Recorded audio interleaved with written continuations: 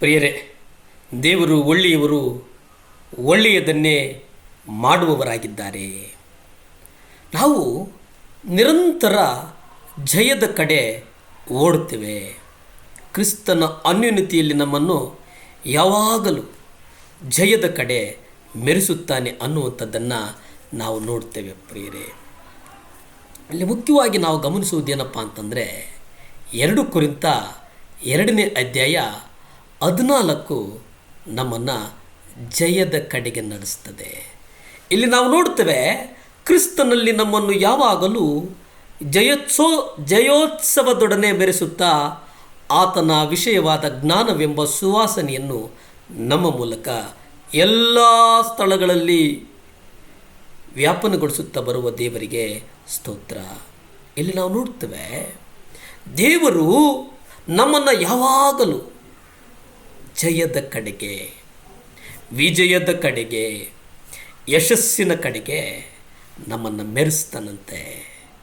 ಅದರ ಜೊತೆಗೆ ಜ್ಞಾನ, ಇಲ್ಲಿ ನೋಡಿ ದೇವರು ಹೇಳ್ತಾರೆ, ಜ್ಞಾನವೆಂಬ ಸುವಾಸನೆಯನ್ನು, ಪ್ರಿಯರೇ, ದೇವರು ಜ್ಞಾನವೆನ್ನುವಂತಹ ಒಂದು ಸುವಾಸನೆಯನ್ನು ನೀನು ಹೋಗುವಂತಹ ಎಲ್ಲ ಸ್ಥಳಗಳಲ್ಲಿ ಅವನು ವಾಸ ಮಾಡ್ತಾನಂತೆ, ವ್ಯಾಪಿಸ್ತಾನಂತೆ.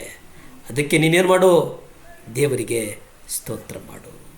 ಈ ವಾಕ್ಯದಲ್ಲಿ ಗಮನಿಸುವುದಾದರೆ ನಮ್ಮನ್ನು ಪ್ರೀತಿಸುವಂಥ ದೇವರು ಎಷ್ಟು ಪರಿಪೂರ್ಣವಾದಂಥ ದೇವರಲ್ಲ. ಅದಕ್ಕೆ ರೋಮ 8ನೇ ಅಧ್ಯಾಯ 37 ನಾವು ಗಮನಿಸೋದಾದರೆ, ಹೌದು, ನಮ್ಮಲ್ಲಿ ಪ್ರೀತಿಸಿದಾತನ ಮೂಲಕವಾಗಿ ನಾವು ಈ ಎಲ್ಲ ಜಯಶಾಲಿಗಿಂತಲೂ ಹೆಚ್ಚಿನವರಾಗಿದ್ದೇವೆ. ಒಂದು ಪ್ರಾರಂಭದಲ್ಲಿ ನಾವು ನೋಡ್ತೇವೆ, ನಮ್ಮನ್ನು ಜಯದ ಒಂದು ಮಾಲೆಯನ್ನು ಕೊಡ್ತಾರೆ ದೇವರು ಅಂತೇಳಿ. ಆದರೆ ರೋಮ ಪತ್ರಿಕೆಗೆ ಬಂದರೆ ದೇವರಲ್ಲಿ ಹೇಳ್ತಾರೆ, ಇದು ಯಾರಿಂದ ಬಂತಪ್ಪ ಅಂತಂದರೆ, ನಿನ್ನನ್ನು ಪ್ರೀತಿಸಿದ್ರಲ್ಲ, ನಿನ್ನನ್ನು ಇಷ್ಟಪಟ್ಟರಲ್ಲ, ನಿನ್ನನ್ನು ಈ ಲೋಕದಲ್ಲಿ ಉನ್ನತಕ್ಕೆ ನಡೆಸಿದ್ದನಲ್ಲ, ಆ ದೇವರ ಪ್ರೀತಿ ನಿನ್ನನ್ನು ಜಯಶಾಲಿಯನ್ನಾಗಿ ಮಾಡಿದೆ ಎಂಬುದಾಗಿ ನಾವು ಇಲ್ಲಿ ಗಮನಿಸ್ತೇವೆ. ಪ್ರಿಯರೇ, ಅದಕ್ಕೆ ನಾವು ಪಾಪ ಮಾಡಬಾರದು. ಪಾಪವು ಕೊಡುವ ಸಂಬಳ ಮರಣ ಎಂಬುದಾಗಿ ನಾವು ನೋಡ್ತೇವೆ. ಪ್ರಿಯರೇ, ಅನೇಕ ವಿಶ್ವಾಸಿಗಳು ದೇವರು ಜಯದ ಜೀವಿತವನ್ನು ಕೊಡುವುದಕ್ಕೆ ಬಯಸ್ತಾನೆ. ಆದರೆ ಈ ಸತ್ಯ ಸಂಗತಿಯನ್ನು ಅನೇಕ ಮಕ್ಕಳು ಮರೆತು ಬಿಡ್ತಾರೆ. ಅನೇಕರು ಮರೆತು ಬಿಟ್ಟು ಅವರು ಅಪನಂಬಿಕೆಯಲ್ಲಿ ಜೀವಿಸ್ತಾರೆ. ನಂಬಿಕೆ, ಸಾಸಿವೆ ಕಾಳಷ್ಟು ನಂಬಿಕೆ ಇದ್ದರೆ ಸಾಕು, ಈ ಬೆಟ್ಟ ಹೋಗು ಎಂಬುದಾಗಿ ನೀನು ಆದೇಶ ಮಾಡಿದರೆ ಆ ಬೆಟ್ಟ ಕದಲುತ್ತದೆ ಎಂಬುದನ್ನು ನಾವು ಸತ್ಯವೇದದಲ್ಲಿ ನಾವು ನೋಡ್ತೇವೆ. ಆದರೆ ಇವತ್ತು ತಮ್ಮ ತಮ್ಮ ಸಾಕ್ಷಿಯನ್ನು ಸ್ವಂತ ಬುದ್ಧಿಗೆ ಕೂಡಿಸುವಂಥವರಾಗಿದ್ದಾರೆ. ಈ ಲೋಕದ ಪಾಪದ ಮೇಲೆ ಜಯದ ಜೀವಿತ ಅಸಾಧ್ಯ ಅನ್ನುವಂಥ ಹಾದಿಯನ್ನು ಕಂಡುಕೊಂಡು ಬಹಳ ಕಷ್ಟಪಡ್ತಾ ಇದ್ದಾರೆ. ಇವತ್ತು ಎಲ್ಲರೂ ಜೀವಿತವನ್ನು ಜೀವಿಸಲಿಕ್ಕೆ ಇವತ್ತು ಪಾಪ ನಮ್ಮಲ್ಲಿ ಅತಿ ಹೆಚ್ಚು ಪರಿಣಾಮಕಾರಿಯಾಗಿ ಕೆಲಸ ಮಾಡ್ತಾ ಇದೆ.